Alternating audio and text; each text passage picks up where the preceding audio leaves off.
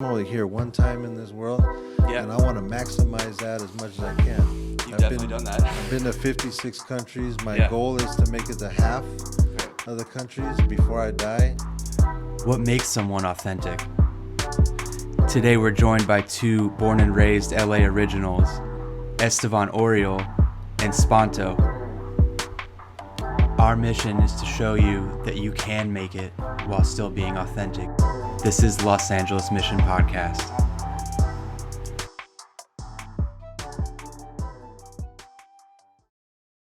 Kind of grew up I grew up at East Lake. You know what East Lake is? No, I don't actually. East Lake Juvenile Hall. Okay. It's right down the street. Okay. In downtown? It's just borderline like downtown to the east side. Okay. But I was always getting busted when I was a kid. You know what I mean? It's just like 13, 14, 15, 16, 17. So I was always in and out of you go to Selmar, and then after they process you at Selmar, they send you down to East Lake. Okay. And then sometimes they wouldn't give you a phone call for like a week.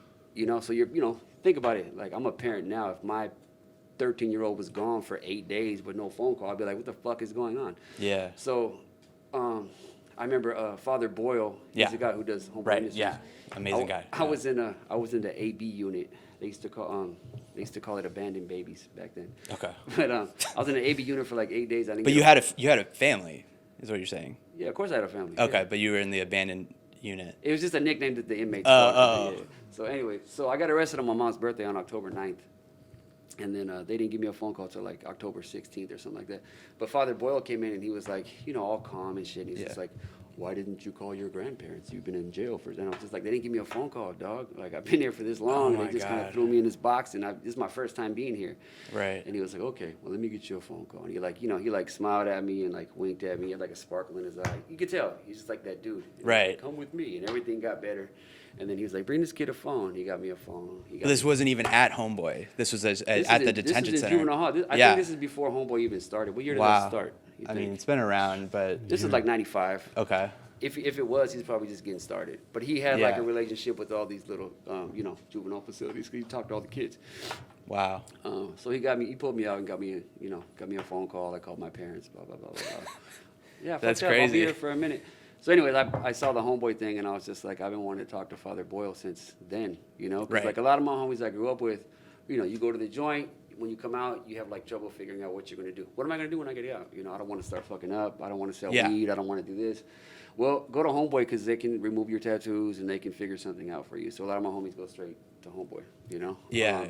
So naturally, I wanted to work with them. That's great. So we put out one T-shirt, but I'm talking to them now without the third party.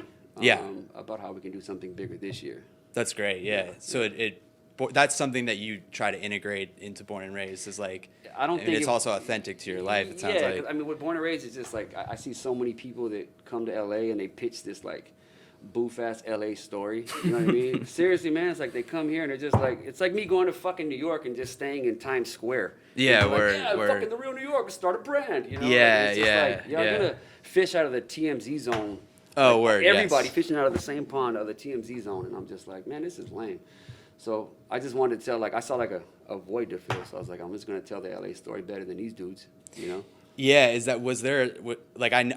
feel like it's so natural to like the culture that we're talking about, the wider LA these days. I mean, maybe it's just because I'm in this generation where now growing up in LA, I'm becoming an adult and I'm seeing how, LA is really not what we look at on the postcard, but you've turned it into like an actual brand that's become high fat. It's cool now to celebrate the other side of LA.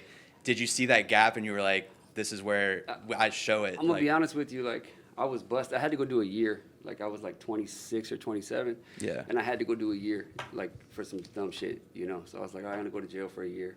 And then some dude ended up getting stabbed in my dorm. And then I ended up going to the hole, right? Yeah. And I went to the hole, did my month in the hole. But if you're in a room with the lights on for a month, like, you can only do so many push-ups or whatever. So I was like, what am I going to do when I get out? I was like, I don't know. I kind of like, maybe I'll start a clothing line.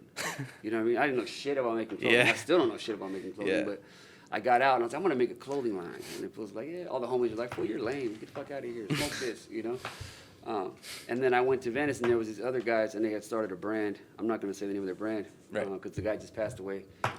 Rest his soul. But they created a brand about Venice. And one guy was from Canada and one guy was from London. And I was like, Bro. This is shit like we've been, in the 80s and 90s, we were like, we were spilling blood and doing time and getting shot and, making all these sacrifices so we could say we were from Venice. And then these fucking idiots just mosey on in here and it's just like, you know what I mean? Print a shirt like with Venice, with love from Venice. I'm just like, no, you're not doing that shit. So like I got out and then I walked in the store and I saw what they were doing and I'm like, maybe I just don't get it because like I don't understand any of this shit. Maybe I'm just out of touch. Yeah. But I look back at it now, I was like, nah, that shit was just whack. But I was like, I saw them do it, and I was like, well, if these guys can do it, then I'm gonna do it better, When did you guys link up? How did that happen? I've always been a fan of this fool's work since the jump, since I was a kid.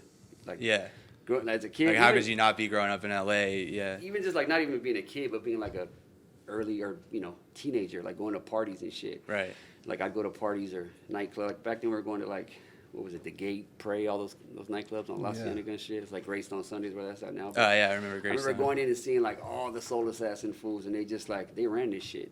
Right. You know what I mean? Like, right. You weren't linked to Soul Assassins in some way, shape, or form. You ain't really part of this. Yeah, So, obviously always been a major fan of this dude's work, cartoons work, Muggs work, Alchemist work, everybody, And how do you define like the impact that made for you, like growing up, like when you're seeing these guys killing it in the city and like creating a movement, did that inspire you to like want to create this sort of art that you've now embodied into Born and Raised? I don't know, man. I don't think I thought about it too much, man. It's just organic. It's just like people are like, well, when did you decide to be a gang member? I'm like, I don't fucking know, man. I woke up and I look like this. Kind of, so it's like, forced, it's like so your circumstance. Naturally, I started doing this stuff that I just thought was tight. Yeah. And it's in line with what he thinks is tight because it's the same thing. Just, there's a generational gap. It's not that big, but he's not that much older than me, but we just started doing shit together. And then like when I first launched the brand in 2012, I think, 2011, 2012. Yeah.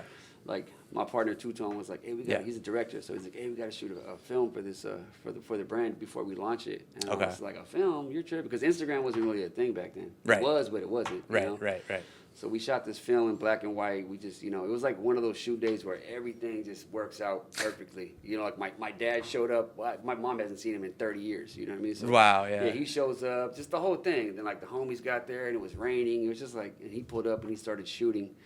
And it's just like... This is your first film that you've shot for Born and Raised? My first anything. I didn't... And he was there? I hit him like, hey, what's up, man? You want to pull up?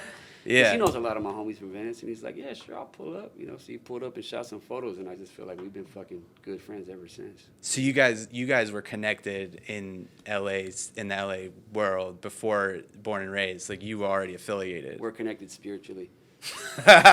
We won't get into the ties, but yeah. No, but that's crazy. So now I'm curious, like, when you get hit up by the young like people who are trying to grow, like how you seem to be really tapped into the youth like movements that are going on around. I see you posting like collabs with people who are doing interesting stuff. Why do you like to do that? Why do you like to connect with young artists and how does that? It goes to the old saying is you're only as good as your last shit, your last song, your last tattoo, your last photo. So it doesn't matter if I have over 500,000 photos. Nobody cares, It's like, what are you doing now? Like, what have you done lately? Because, like, you can live off that old shit up to a certain degree, but what makes you relevant is what you're doing now. So, yeah. Relevant is so important nowadays, Right. It's like one of the top 10 words on Instagram. And that's what everybody lives by, is what's cool on social media. So if you're not cool in that world, then you're kind of fucked, you're like a dinosaur. And I'm old enough to be in that category. I'm old enough and I've done enough to be in the category as like, oh, he's one of the old guys, he's out of the loop, like you see that so much, like with almost everybody that I came up with in my era is out of the loop and out of the game. And you see like the young crowd, like even being like disrespectful to them because they're like, oh, fuck them, they're older, they're out of the game. It's our time now. They had their time. Right. The cool thing about our crew is never left. We've never left it. Yeah. So there's no coming back or reinventing ourselves or anything like that, because we never have stopped doing what we've been doing. Like some people have stopped doing what they did back when everything was going, and then they came back, and now it's a struggle for them to get back into it. Right. And you see it, I've seen guys that have made millions of dollars leave the industry Right. of, the art world, whether it's fashion, photos, music, whatever, and then they try to come back, and it's a struggle for them. Right. Even though they had great success back then. But we never stopped. What do you think? Yeah, like why? How do you think you guys have kept that momentum, like within your group and because we artistically? never had a choice, we never had another career, right, or another lifestyle. It was survivalist. We've stuck to this. I still dress the exact same that I did in the 90s. People go, when are you gonna get some skinny jeans, Holmes? I'm like, I'm not. Yeah. When are you gonna wear a large shirt? Right. I'm not. So I even went one time just as a joke with my daughter. She goes, the kids, my kids, I have 4 kids Right. from the age of 30 to 21. So my kids were like, hey, Dad, when are you going to stop wearing 4X T-shirts, 4X Pro Clubs? At that time, I was like 265. Yeah. So I was fat. I wanted to, hide the fat, so I put on a, 4X shirt. Right. So I went with my kids to the mall. I go, let's go. Let's go to the hottest fucking store in the mall. Yeah. And I go, okay, cool. So I walk in the store, and I tell the girl, and I'm walking in with, Taking a Fairfax. Yeah. size like, 48 pants with a 4X Pro Club and some Cortezes probably. And I walk in the store with my daughter, and I go, hey, my daughter thinks I'm too old to dress like this, and she wants me to dress more hip. Can you hook me up? And the girl started laughing. She's like, oh, yeah, come right this way, sir. I go, I just don't want to wear all my old school clothes. I want to wear the new shit. Can you hook it up? And she's like, yeah. So she gets me like an outfit, and I go in the dressing room and put it on and come out, and they both are laughing. They both start laughing, and I know what they're laughing at. I look fucking ridiculous because that shit. Yeah. Like fitted clothes to what everybody else considers fitted. Yeah. Didn't work for me. So I put on these like pants that were like, fitted. I put on a shirt, like maybe a large or extra large shirt, because I'm a big guy. So the funny thing about me is I'm a big guy. So everybody says, oh, he's a big guy. Send him a large shirt. So I have shit ton of fucking large shirts or extra large in my garage. So I, end up giving away to homeless people, or people in Mexico that don't have what we have here. Right. So I come out of the dressing room, and they're both laughing at me, and I go, hey, what are you laughing at? I tell the girl that works there, I go, why are you laughing at me? She goes, sir, you look, to be honest with you, like I'm here to make money. Yeah. I make money off of selling clothes. You look better than what you came in. So it's wearing. just, it's you can't change the It's person. You can't take it yeah, off. so it's like, throughout these years, I've always stayed me. I've always stayed what I started doing. Everything's, of course you have to not change, but evolve, Yeah. So I've had to, evolve and grow with the times and, Right. Keep up to date, but I never stopped doing what I did. Right. And that's, my whole crew's like that. And none of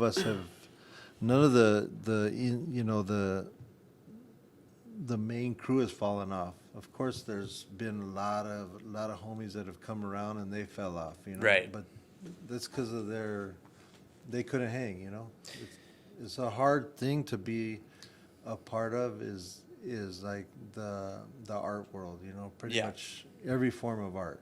Yeah, so you've seen a lot of people just completely lose their whole. We've given like at life. least 100 of our friends jobs. Like Wow. if you look at me, Be Real Cartoon, Mugs, all the core group, we've all given our at least say 10, 20 homies a job some throughout the years. Wow, Most of them have fallen off.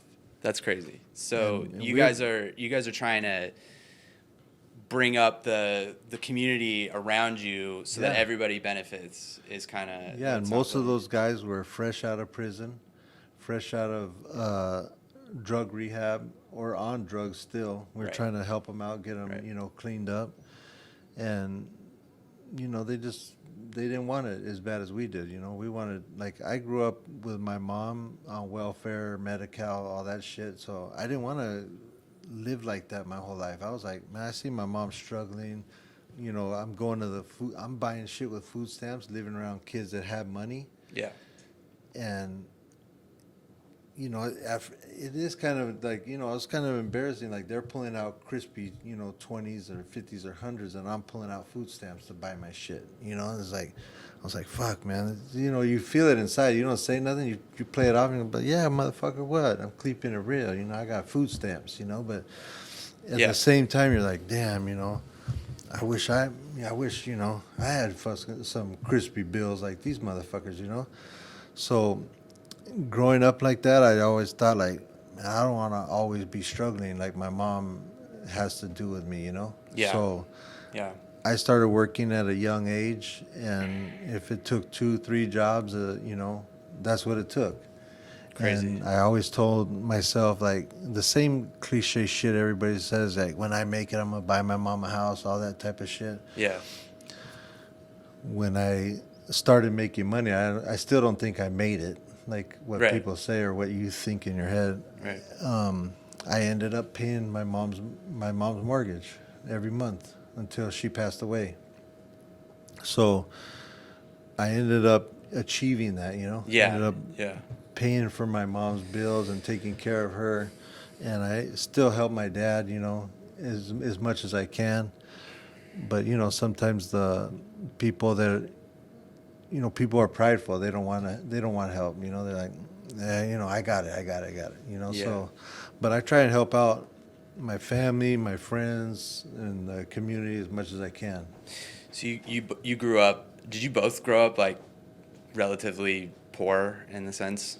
Yeah, I grew up. In the literal sense. I grew up in Venice, and like if you tell somebody now, like, oh, I live in Venice, they're like, you're fucking rich. Yeah. Yeah. Because Venice has gotten so wildly out of control I and think expensive. you're a venture capitalist. So Yeah. it's not even gentrification anymore. It's on some whole other shit. It's Right. it's like I live on Mars. But yeah, I grew up in Venice in a 2-bedroom house. There's 3 of us in a bedroom, 3 brothers. My dad left when I was 2, and then my great grandpa bought that house in the 30s. He bought it for like $10,000 or something like that. So we've been there. My family's been there for coming up on a century in the same crib. But yeah, we grew up. Still? I didn't. Yeah, we're still there. I bought it last year. Wow. You purchased the house that they've had for Well, that. you get family. You bought it members and back stuff. from them or something, yeah. My mom has been there. We've been there, for the last 30 years or whatever. So, That's crazy. you see the tidal wave of gentrification coming. You're like, Yeah. fuck, man, you better figure it out real fast because, like, before you know it, you're gonna be on your ass. Just Right. that fast. Somebody passes away, whole family comes out, pounces on it. I'm not saying my family per se, but that's just generally what happens, right? It's like, Yeah. People get greedy and they're like, I want the money, and they're like, oh, it's in Venice, it's worth a lot of money, so let's give me my cut. So.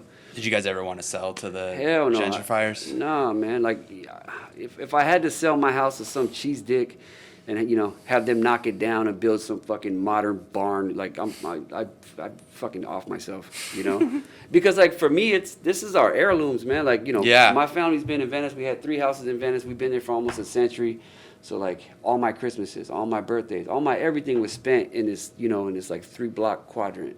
Wow. And I just, like, to give my memories to somebody else, like, they don't deserve my memories. Right. And I think most people kind of get food out of their property, Yeah. like developers, gentrifiers, real estate people. I get a letter in my house every day. There's a new motion to block that. It's because it's become such a big deal for people who are like, Dude, what it sounds like your family. They get our phone numbers and they don't even send letters. Now they just text us. Right. And they're just like, a lot of them are scams. A lot of them are scams. They're not real. They're saying, oh, we can give you $1 million, but it's like it's really just some guy who thinks that he can leverage the house against some sort of credit. I mean, it's not real. There's been so many different ways to con people out of these neighborhoods. Right. Like I was thinking about this on the way over here, but like not to get off the subject of what's happening right now, but Yeah. if you look at gentrification, That's a good subject, though. how it starts, we can go right back to it because this is related. But it's like how it starts is you have the federal raid. Cool, let's go and let's let the feds go in and put cases on 200 people here. Yeah. Then they arrest all the warriors, throw them in the feds for 10, 15 years. After that comes the gang injunction, and that's for all the little warriors. That's for all the kids my age, teenagers and shit, right? So they just lock them up, throw them in jail for what? For nothing. Like, okay, cool. We compiled this list of gang members that are from this area. 90% of the kids on that injunction list, they're not from a gang. They're just normal kids doing normal kid shit. And then it gives the gang unit, access and a reason to arrest these kids, throw them in jail, in and out constantly, go in there, raid the house, tell the parents you should fucking move, and then eventually the parents are like, fuck, we're out of here. This is my kid, Right. my kid out of trouble. Let's go move to Moreno Valley where it's safe. Let's go to Victorville, but it's and they just keep getting pushed farther and farther and farther east, and I just watched the process happen over and over and over and over again.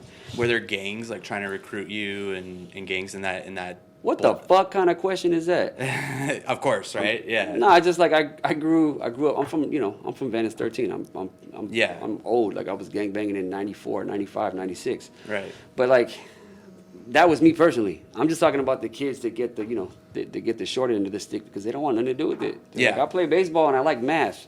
Yeah, but you're on this injunction because of who your family is and how long they live here and because of your economic bracket. Right. And then those kids get screwed. And then next thing you know, you get arrested for belonging to a certain culture. And then they take that exact same culture and sell it back to the consumer. Now it's like Dogtown property and where art meets crime. It's fucking tight. Move in here. Yeah. It makes me mad. It pisses me off. And then even just living there now, if I was some older vulnerable person that's been there forever. Right. You get these letters and these things, and every day some real estate person's knocking on the door like, hey, what's going on? These houses are selling. I can make you $1 million. It's like, motherfucker, this house costs 2.6. Just a lot alone. Don't try to tell me this $1 million shit. Yeah, they try to undercut you too. Yeah. So. And how many of your friends still live in Venice at this point? There's this many families. There's only a couple. Yeah, we're still there. Don't get me wrong. Look, the energy and the culture and that feeling is still there. It's not there every day when you step outside and look at it. But if we have a function or on Hood Day or a barbecue or somebody passes away, everybody comes back and it's still there. That feeling is still there. The spirit of Venice will always be alive. It'll never die. Do you have friends who would like to be living in Venice but can't afford it? They've been priced out? Most people, a good friend of mine, I'm not going to say his name either, I saw him the other day. He came by to get a Born and Raised shirt. And I saw his uncle on Lincoln the other day, and he was just like, oh, I'm going to leave the house to, my nephew. And I was elated. I'm like, man, you're going to get a house. You get to stay here. That's amazing. And he comes by, he goes, oh, no, I'm going to sell it, but let me get that shirt right there. And I'm like, homie, you're missing the whole point. And so what I'm getting at, he's like, I'm going to sell it. I'm going to make a couple $100,000. I'm going to move out. Then I'm going to come back. And I'm like, yo, once you exit the bubble, you ain't coming back inside the bubble, man. It's a good segue into what I was asking you earlier about seeing Born and Raised worldwide in other countries. What are your thoughts when you see Born and Raised in Tokyo, where it's huge? How do you feel about that? And I don't know. We talked about before the cameras are rolling. I think people in Japan, they're paying attention, even though we're not speaking the same language. I think because a lot of people, I think the Born and Raised message goes over their heads. A lot of people are just like, oh, what are you talking about, gang stuff and violence? I'm like, no, not at all. I'm actually talking about the opposite of that. Right. I was like, we belong to this culture, and there's good sides and bad sides to every culture. I don't care. Right. No matter what culture you're in, there's going to be good people and bad people. No, I don't think you're glamorizing violence Not any even means. Not even a little bit. I'm trying to say the softer side, the more intimate side, and the kinder side of the culture that gets destroyed and bashed in the media. Right. So like I said, I think people in Japan, I think they, their attention to detail and the way you said fetishize. Maybe that's the wrong word. It's a hardcore word. Yeah, it's just they find something they like and then they hold on to it. You know? And I think that they understand it and they get it and they know what I'm talking about, and it's just it makes me proud. That was in LA Originals too. When I remember there was the scene, you have Kobe and he's talking about a tattoo that he got from cartoon, and he's saying, I was in China, and the receptionist at the hotel, she goes, oh, that's a cartoon tattoo. And it's it's crazy that this culture that started really in lower class areas that usually would not get any shine are now all around the world. This is a good question, actually. How has success changed you and not changed you at the same time? Like, you guys both seem to be really people who have stuck to your character and, like, not, like you saying you're not going to dress, like, in Gucci, even though you can afford Gucci, you know what I mean? It's just like... I can't afford Gucci, neither can he. Yeah, well, you get it for free, so, we you wear know. black T-shirts and Levi's, But yeah, but it's like, do you see, you know, now that you have what a lot of people consider the American dream, like, do you give all of your mental energy back to remembering where you came from and your roots? Is that how you keep the flame going of that energy? I'm gonna speak up for this man before he takes the mic, but like, you know, he talked about people like coming, like I've seen 1 million people get to this point and like being in this position of being successful or whatever you want to call it, being in the limelight, and then just like disappear in 6 months and they never come back again, right? Yeah, getting lost, yeah. It's just like, what happened to him? I don't know. Right. He never came back. Drugs, but I think a lot of that is because those people are not the real deal. Sure. Esteban is the real deal. Like what he preaches, what he says, and what he portrays. Like he is that. But born and raised, I would never, you know, push something that's not directly tied to my life. Yeah. It's real. So I don't think that like it's really, you can get it to go away, but it's really hard to push real out of the picture. You guys aren't trying to go to any, like, you're not trying to get to the next Hollywood party. You're trying to, like... No, I do that shit too. Okay. Yeah. I do all of it, man. Yeah. You go to the you gotta be versatile, man. You gotta learn how to live in all these different. Yeah, you move around. Mm-hmm. Yeah, you get through the. Is that the same for you? Yeah. Like the other day, me and my guys that I work with, we were on a production for this company, and sounds crazy, by the way. I'm shooting celebrities I'm shooting stills of celebrities while they're filming them. Like I get to do my own portrait of them, and so we went to lunch with the crew. Yeah. And we were sitting on one side of the table, and they were sitting on the other side of the table, and we were like having a conversation with each other, and then we'd go into our own conversations with our crew, and they'd go into a conversation with their crew. And some of the words, like we were all saying the same words. We were all speaking in English, but some of the stuff we couldn't understand what they were saying, and some of the stuff they couldn't understand what we were saying. And you're talking about these like celebrity cliques of like they're like Hollywood production crew type people. Okay. They were talking in perfect English, saying English words. Yeah. But we couldn't understand what they were saying. We were like, "What did she say? What was that?" And then they would ask us questions too, like, "What would you say?" You know. So it was just a trip to see that here's, you know, two groups of people in the same city, in the same industry, talking the same language. But we didn't understand some things that they were saying. They didn't understand some. It wasn't like they were using vocabulary that we never heard. It was the way they were wording it. Right. And like slang words said in a different way to where we're like, I was like, "Hey, did you understand what she said?" And he goes, "I don't know what the fuck she's saying." Right. And then you could tell they were having the same conversation about us. Yeah. And they would ask us like, "What did you guys mean by that?" We're like, "Oh, we meant this." And it's just a trip to you. Like he said, you have to be able to go in all these different types of worlds. But even though we get that, there's still that like lost in translation type of feeling, or you know, like no matter how much you feel like you're down with different things, you still don't feel like you're in there, you know? Right. Like I've lived in Hollywood for years. Right. Like sometimes my wife would tell me, "You're acting Hollywood, fool. You're acting Hollywood." I go, I am Hollywood. What are you talking about? Right. You know, I've been living in this was my address for this many years. This is where I get our money for our family, is from doing this work with this. And you bring it back in these industries, and this is how we live. Right. So you're Hollywood too. Hate to break you the news, you know, like. Yeah. We're living off of that. Yeah, So you know, it's what crazy. are you gonna say? Like, you're not. We're making movies. We're making music. We're selling art. We're making fashion. Right. Like, how the fuck how is that not Hollywood? We're different than them, but I mean, obviously, I'm gonna point out the elephant in the room, but like that's what makes us work. That's what makes it, you know, because like as long as we're comfortable in our own skin, like it's gonna work. Sure. Like, we don't have to become like them. As long as we can rub elbows with them and just be who we are, that's what's going to, like, make it go forever. Right. Because they'll never be like us, and they know that. Right. We're the lucky ones. We're the fortunate ones. Because if I was trying to be like them, I'd just be like every other schmuck in a suit, So when you have meetings with, like, agents and people who are pitching you deals, like, what is, how does it feel to, like, get that people are interested because you guys are putting a shine on this culture, and do you feel like they're sort of appropriating at times? How do you weave that line? It feels like they're taking pliers and taking your fingernails out. But you just give them a little piece of it. When you're in the meetings, you're like, God damn, this is torture, Right. But at the same time, but that's you got to play ball. Fingernail. Yeah, you got to play ball, and you got to be like, well, how much? There's people that pitch me and my group projects. Right.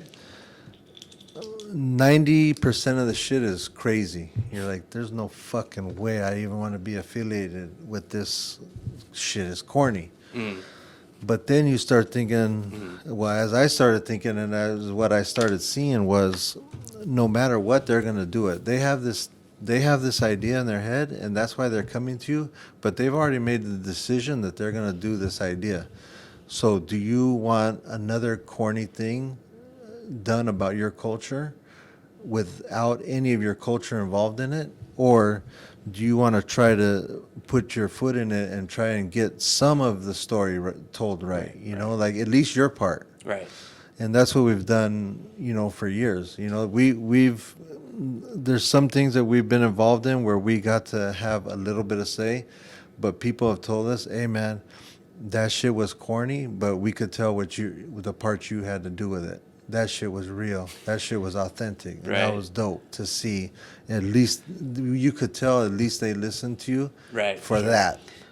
Yeah. And you know what I mean? So that's part of the real struggles that we have. But, at the end of the day, too, it's kind of like a job, Nobody gets to pick. When you're going to work a job, you don't get to pick who you work with and who you get to do everything with. We get really lucky with a lot of shit we do. There's a lot of stuff we get to do that we do get to have some control, when we do get to do what we love to do and get paid for it. Right. Like I don't go to work. I wake up every morning like happy and cool, like in peace. I'm like, oh, okay, today's a great day. Look at how beautiful it is.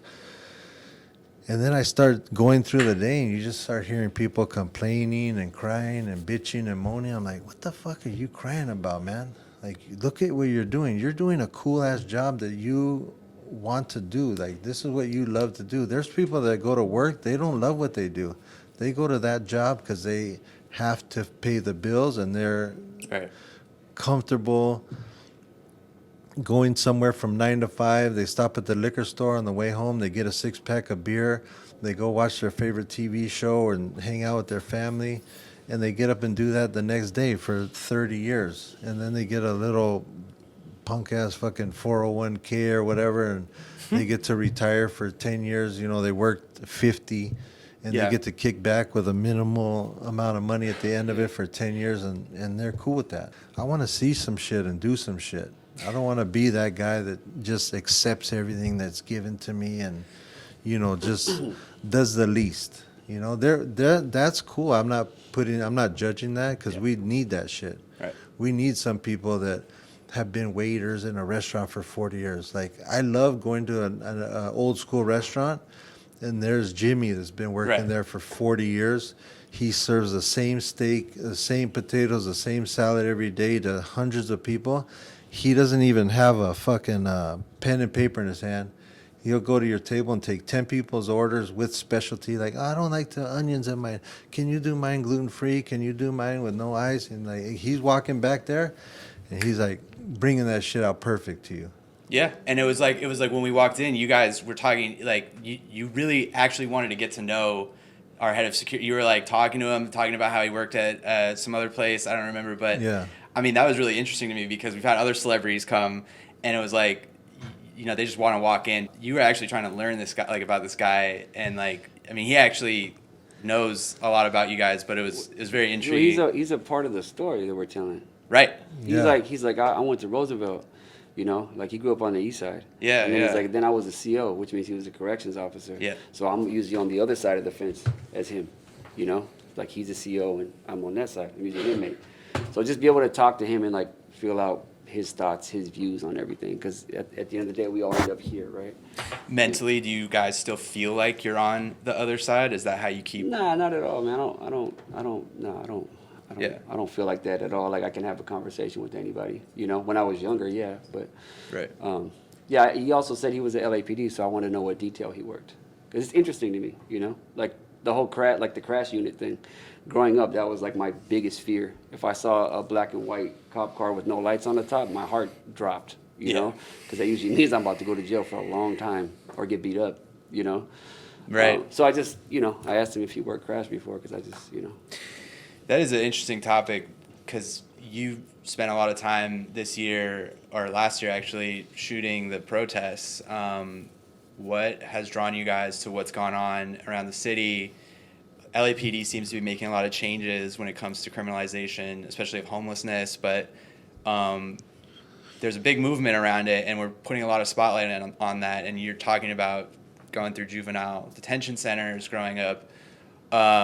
How do you guys feel about what's going on, and why did you choose to spend so much time in the protests? Because there wasn't shit to do, you know, like the So fucking, it's something to do. Okay, yeah, okay. no, it's like my job is to take picture of people. Right. When you tell everybody don't go outside because everybody's gonna get sick and die, and don't go anywhere because you know that's what could happen. There goes my job. So I can't work. Basically, I sit at home and do nothing. But how are you going to make money to pay your bills? No, yeah, I hear you.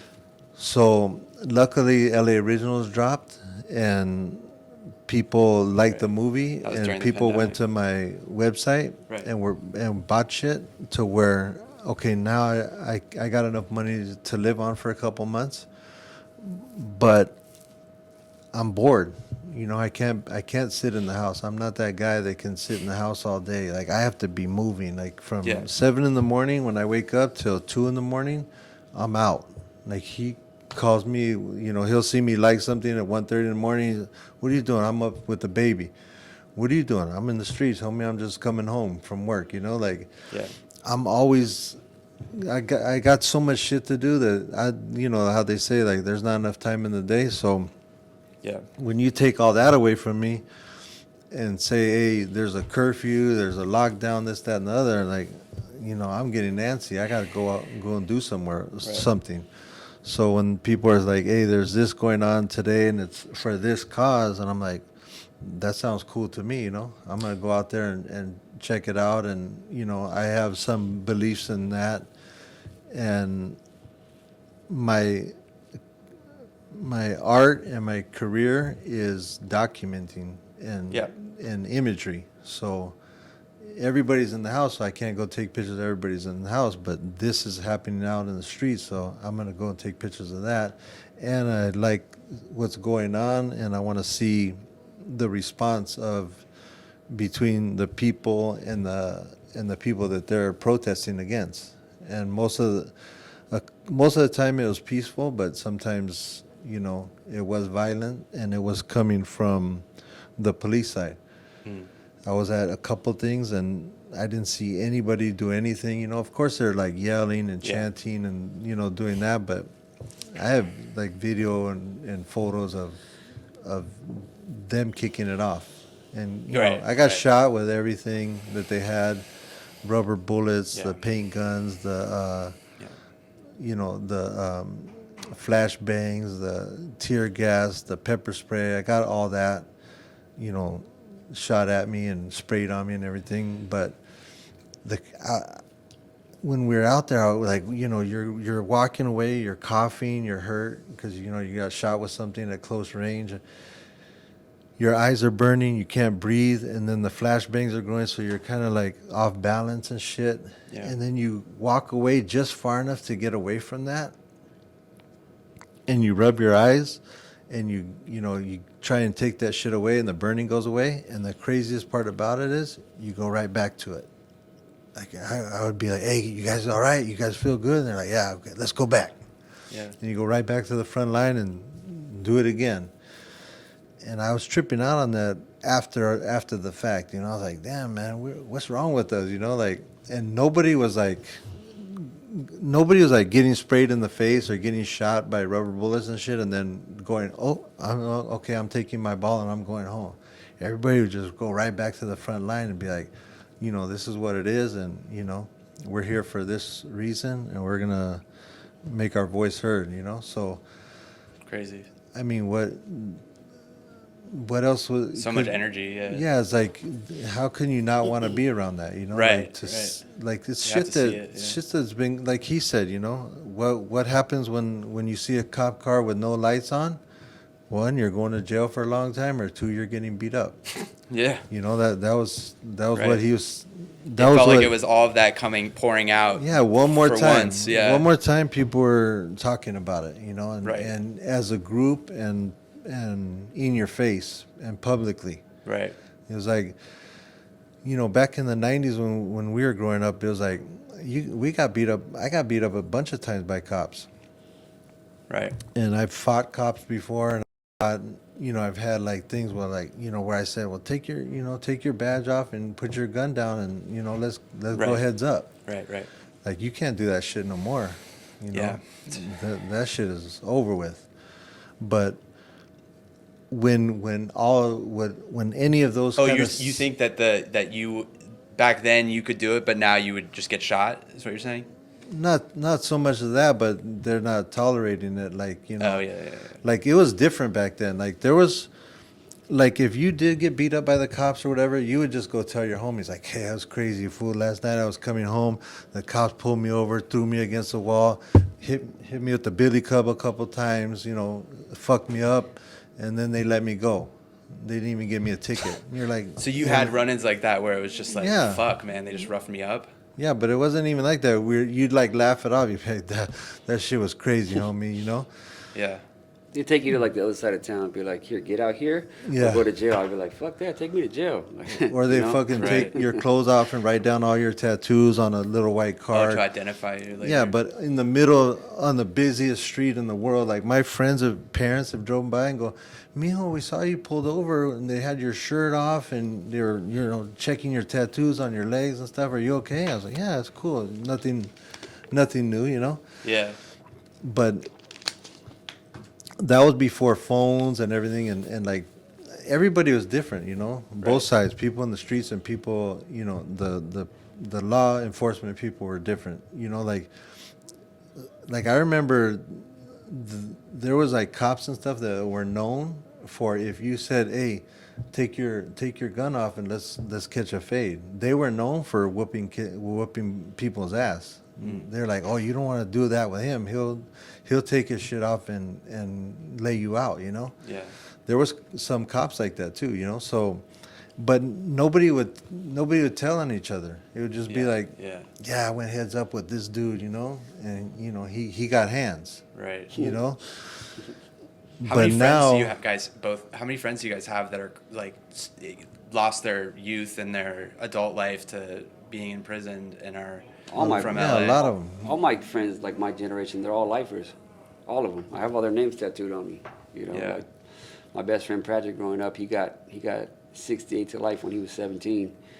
All these, he's been down for 20. Yeah. He just did like 10 in the Bay. But all these laws changing, people are coming home now. Like, Same. Is that what you're noticing too? Like people starting to. Yeah, they're starting to let people out of prison that were busted for weed and stuff like that. I have friends that did like 10 years for having weed, Yeah. That's or if you get life before the age of 22, like, because most of the kids that are getting busted for these shootings in the 90s were like 16, 17, 18, 19, 20, 21, because that's when you're like in your warrior stage. So all these kids, being in the county, it was just like, being 2,800, and it'd be like 200 kids, all under age 22, that are all fighting life, right? And most of them got washed up because they don't got the money to have a real lawyer, to get a public defender. Right. Of course. But they passed this law that if you get life in prison before the age of 22, your brain's not fully developed yet. So a lot of these kids that were, from that era, from that age, are all getting, not cut loose, but they're getting let out now, It's insane. Yeah. And actually, a second part of that question, tying it back to the mission, do you guys, either of you guys have friends who have been homeless or Hell yeah. are currently homeless, or, you know, and do you keep in touch with them? How do you keep in touch with them? Yeah, I have friends and family members that have been and are homeless, and Family members? yeah, like I go and see them, and check in with them, because you never know, like they're in the street, Yeah, and yeah. like I used to like think about when all those shows came out, like Survivor and all that type of shit. I used to think about them, the way they put these people in the jungle, butt naked, and they're like, here, survive for a week, and they're like getting eaten up by mosquitoes and shit like that. And I was like, that's pretty crazy. But imagine if they threw them in Skid Row for a week. Like Sure. that, you want to see some real Survivor shit? Yeah. Throw them in Skid Row for a week. Yep. Like even the one where they're doing the prison one, where they throw somebody in prison, like a guy get a hair up his ass and want to see what's like to live in prison, Right. I'll go in there for a week, and then they get to pull me out, but it'll be on TV, later on. And I was like, that's pretty crazy. But I was like, imagine a fucking thing, like not on TV, because you couldn't film it. It would never happen. But imagine people getting put in to Skid Row for a week and being on that Survivor, And I tried to, when I would go and check in with a family member that is homeless, Yes. I thought to myself, like, I wonder what it would be like if I could do that for a week, like go and live with them for a week just to trip out. Yeah. And I asked them, I was like, hey, would it be cool if I came and stayed with you for a week just to trip out and see if I could, hang? And they're like, yeah. You want to see where I stay? And I was like, yeah, because it was under like in like the river, where Yep. I know where what the you're road talking goes over. about. There's like a little Yeah, triangle. like a little thing. tunnel. Yeah. No, it's like the tunnel where the water goes through. Okay. So I went down there and looked at it, and there's like pallets that, because the water wasn't running at this time that much. So they had like pallets, and then they had their bedding on top of that. And then they had like the blue shit going around, to keep the wind and stuff from blowing. Yeah. Tarps. Like. So I go down there, and I'm just kicking in there and just sitting there, and I'm just like checking it out, like, hey man, could I check out of working and doing all that shit and come down here for a week just to see what this life is like, Dude, that's insane. I went down there, and I'm sitting there, and I'm like, you start looking at everything, and you're seeing like how they're living, and how they, boil water, and they use that water to wash themselves off with, and how to make coffee, and how they make food, and then you start hearing little noises in there, and you start seeing little rats, and you hear them squeaking and shit like that, and I'm like, why the fuck would I come here and sleep right here and have these rats coming all over me, Yeah.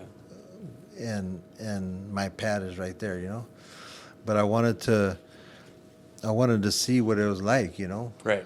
but after looking at it and all that, I was like, I'm cool. There's no way I don't think I could do this, Right.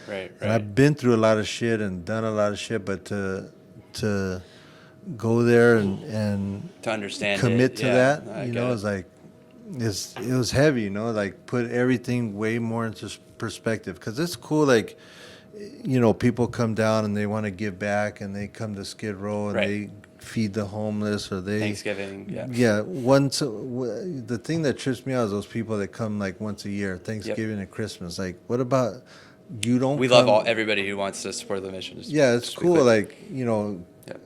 but it's like Skid Row doesn't need everybody to come on 2 days of the year.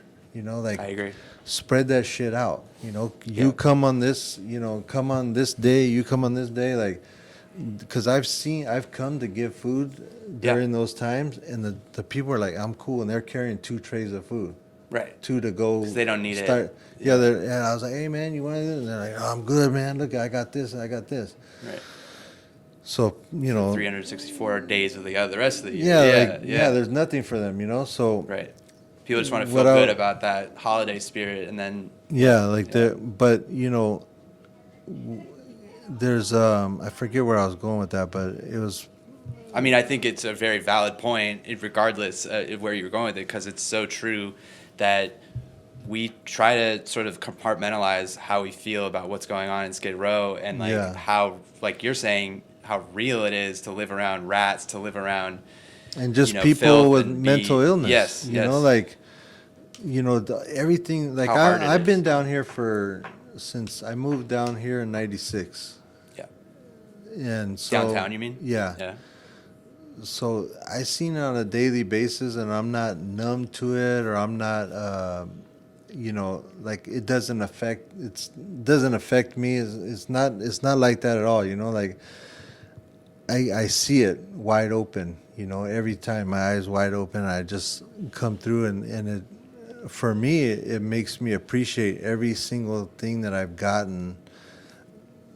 Yeah. From doing something that I love. Right. Even though I've worked probably harder than most of the people in my field, that I deserve everything I've gotten because I put the work in, but I still, coming down here on a daily basis makes me appreciate that shit just 1,000 times over, and I just trip out that how people, there's a lot of people in this business that they come from hoods and stuff like that, and they make it supposedly, how people say they made it. Sure, yes. And they sit there and complain and act like like little spoiled babies, like, oh, I'm cold, or this is, this food isn't right, or this or that. I'm like, man, you guys haven't been, hanging out downtown enough, because you would appreciate everything you're getting, Right.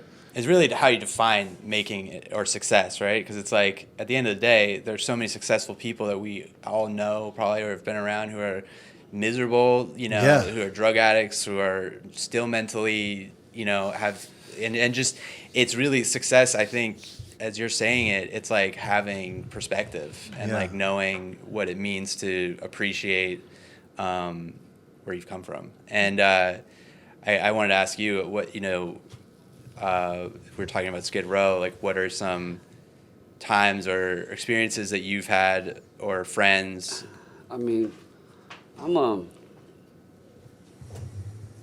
like moderately successful, right? I'm just like a little bit. For LA, yeah, I get what you're saying. No, just in general, like I'm just as much successful, but I feel like. But to everybody else, you are. Well, at any point, like that shit could be me.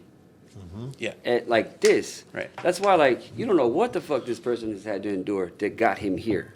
You know what I mean? You don't, like, most people that have privilege, like, I don't have the luxury of, like, like my dad split when I was a kid. My mom was mentally ill. My grandpa, it's like, if I don't figure some shit out, everything's gonna go all bad for me.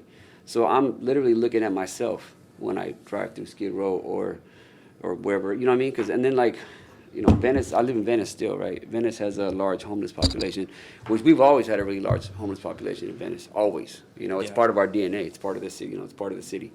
So, I mean, things have changed a lot because we were on a first name basis with most of these people, Now it's just like this mass migration. It's just a lot of people. But sometimes I drive down roads. You remember, did you see the homeless encampment on the side of the golf course on Penmore? Yes, yeah. Or on Rosewood? There's a lot of people posting that as if, like, this is how terrible the city is getting, and yeah. Well, like, I get up early in the morning, and then I would go down the street to get coffee, and sometimes I go have coffee by the beach in the morning by myself, right? Mm-hmm. So I make a left, and then I go down Rose, and then I'd literally see foods that I grew up with or went to high school with step out of these tents. you know? Yeah. And I'm like, we make eye contact as I'm driving past them.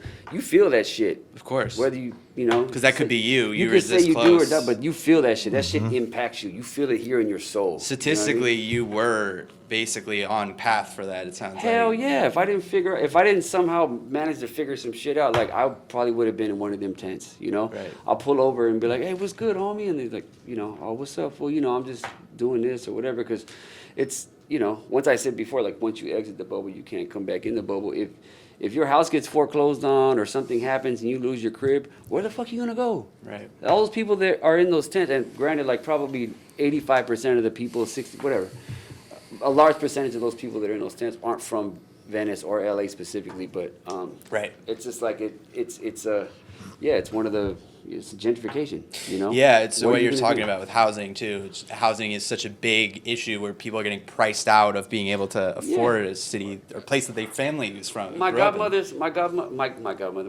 my godson's grandma, like she's been managing this place on Penmar for, I don't know, 30 years, you know, and they just, you know, they'll come in and be like, all right, well, rent's going from this to this now. You're going to tack another $4K onto your monthly.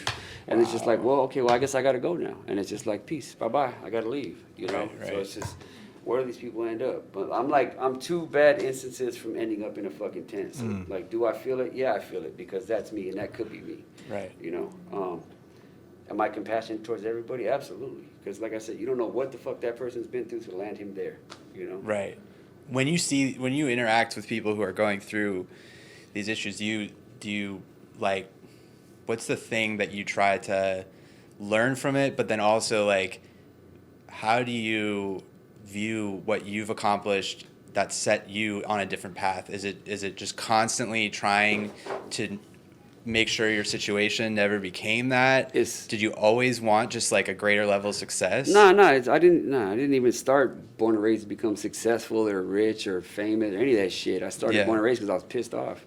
Yeah. I started born and raised because I was mad at, like, you know, like stuff, you know, these neighborhoods that we fought for our whole life, and, you know, we took it so seriously, and then gentrification came in, turned the whole city upside down, and all these douchebags come move in here and like call it theirs. It made me livid. I hated it, you know. I was like, man, I can't stand this shit. So, like, you know, you can only beat up so many people that come, you know, do this shit. Right, so it's right. Like, you gotta like figure something else out. So I use that as a conduit to like channel my frustration and anger and emotion, and it turned from like a hate project into a love project after that, you know? Well, I hear it. I was pissed off, but the energy fueled it, and that's why it caught on, because it was real, and it was, the momentum of that. I can see what you're talking about, I think. Well, I just, you know, I wanted to put on for people like myself, because I feel like our culture gets swept under the rug a lot, you know? Right. So that's why I started Born and Raised. I started because of those, you know, I was angry. I think if I had, my mission was to like become famous or become successful or sell at the coolest store or have some fucking celebrity wear my shit, I wouldn't be successful, because I don't think about that kind of stuff. How did you feel when you saw H&M sell your fucking photo? That's what I'm curious about. Oh, I felt like going postal. For real. It was the actual photo, right? Like, yeah, I was fucking sick to because we're my talking stomach. about Like, I was selling out, and you didn't get a dollar out of that, right? Yeah, like I felt like, you know, it's like, who do you go to for this? Like, who's gonna get fucked up for this one? You know, like, Because it's a corporation, and they're like yeah, international. like, where are you How gonna do you go? fight the Just man on that? Yeah, you go and then tell the security guard, hey, who the fuck in this building took my shit? I want to see them right now. Tell them motherfuckers come outside. You know, that shit is over with. You know, so it's like, what do you do now? You just take it in the ass, and not do anything. Just be like, oh, fuck it, I got fucked, you know, or do you try to do something? I tried to do something. I tried to get a lawyer, and my lawyer went against their team of lawyers, and I don't know if How could you fight? Yeah, I don't know if he that was team? prepared to go at it with Yeah. this whole team, but like that was one of the things where we were like, hey, how was the first day? He's like, man, they had a team of guys in there, like they're ready to rip my head off. And I go, yeah, but you know, we have everything to, you know, Yeah. this isn't the peace sign, and it isn't thumbs up, and it's not the middle finger. Like, this is our shit. Yeah. And they were like, he goes, yeah, I know. We got this. And the judge that was seeing that case was like, I think he was 86 years old, and Yeah. if you look on the Yelp of law, like the one that all the lawyers and yeah, the sure, judges and all that shit are on, Sure. every review of his is bad. And it's like paragraphs like this long. Like if you're on your phone, you'll be scrolling for a minute, reading about people talking shit about this guy. What year was it again? Fuck, I don't even remember. But it was like years ago, right? Yeah. I feel 10 like years ago. nowadays with like Twitter and like how companies can't like appropriate cultures now without getting really dragged. Yeah, and you look at It doesn't even matter. Chappelle, though. like what happened with Chappelle, where they were trying to sell his Yeah. show and didn't get $1, but then they pulled it and they gave him a deal. Yeah, one guy. But you would have been that situation. Right. That would have been If we all were in over the Twitter. cancel culture Now, back, yeah. 10 years ago. And For sure, maybe I would have had a chance at it, but who knows, you know? Yeah. I mean, and you never know who's going to be that one guy. I would have thought Chappelle, if Chappelle speaks up on this, then he's going to get his way. I wouldn't have thought that. I would have thought they'd be like, so what, you know? Yeah. You signed the paper, buddy. You know, like, you're out.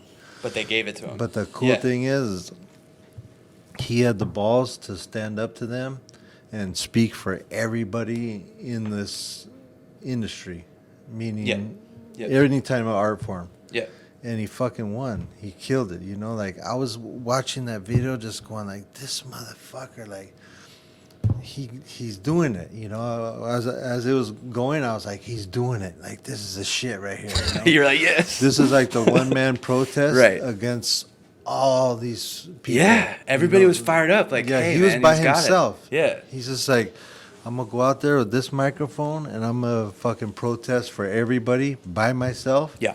against these people Right, that have been doing this shit to everybody for years.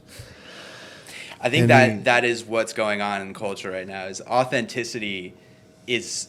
Do you feel that way? Do you feel like authenticity is now? Hell yeah. You can't. I mean, there's no way around it because Yeah, all the authentic. consumer, whoever wants to take a peer into your personal life or what you preach, like they can do that with Instagram. And everybody's brand is pretty much run on Instagram at this point. Right. So I don't think there's not really any escaping it, you know. But I think before you could just, you could like get away with that kind of stuff. But now it's just like, nah, everybody's hip to it.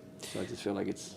Has there ever been a time where somebody's tried to like appropriate born and raised? I mean, I know people sell. Yeah, you want $1? Yeah, you got $1 for every time somebody ripped me off. Are you kidding me? Hell And yeah. so people sell like obviously fakes, but then do you ever find like, oh wow, that looks exactly like something we did, like H&M? Since the very beginning. I mean, even people that are like wildly famous have like taken my shit and used it as their own because like I was like the little dude, you know. That shit almost killed my company a gang of times, you know. And then it gets to like same shit, like my layout, the whole thing is just like, you know, and it goes to Forever 21 or then it goes to H&M and you know, then or like the, you know, other larger companies that kind of borrow my ethos. And like, it's just constant, you know. But that's business, man. You just got to constantly kind of like box everybody out, you know. Yeah. But like you said, authenticity, right? Like I wasn't skilled in any of this stuff. I didn't know how to shoot a campaign. I didn't know what medium format film was. I didn't know about styling. I didn't know about making clothes. I didn't know about turnarounds. But the one thing that pushed me through this whole thing was authenticity, because this is like, well, I'm opening myself up. Like take a shot, you know, because. Everything I say and do on Instagram or you know push with my brand is me, you know. So and if that wasn't the case, then I probably would have went away a long time ago. I feel like that's a larger storyline going on around everything in the culture. Mental health is so much more acceptable as a topic. People are allowed to show. Like their wounds, you know what I mean? Like you're allowed to show the gunshots that you've received. That's part of what people want to learn. People want to learn more and accept the real, not the like brushed up Hollywood version. Mm-hmm. And I think that's like what you see, and you don't have to comment on it, but like with Chinatown Market, it's like you have this cancel moment around when Stop Asian Hate is going on and all this stuff.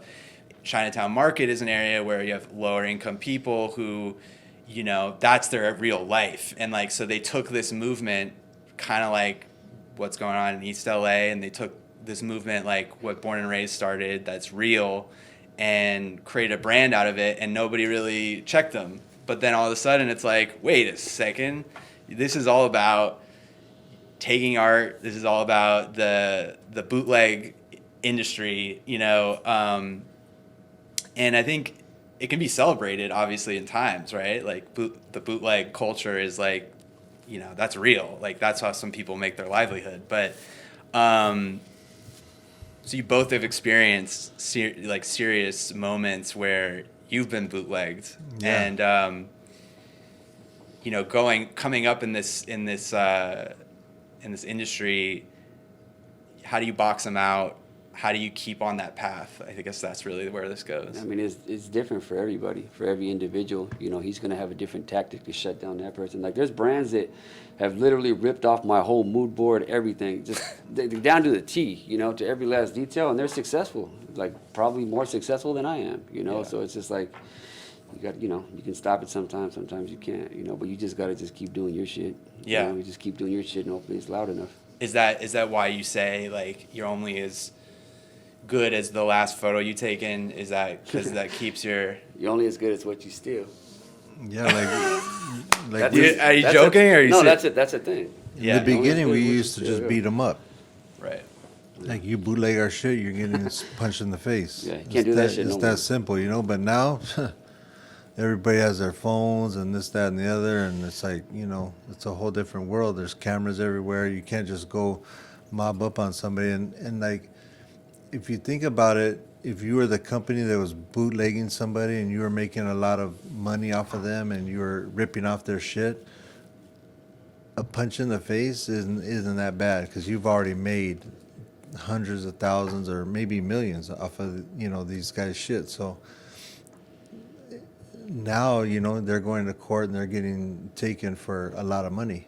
You know, some people are getting to win a lot of money. Mm-hmm. And it's like, you know, I'm sure they probably wish they didn't get caught, you know, and they didn't have to pay that money.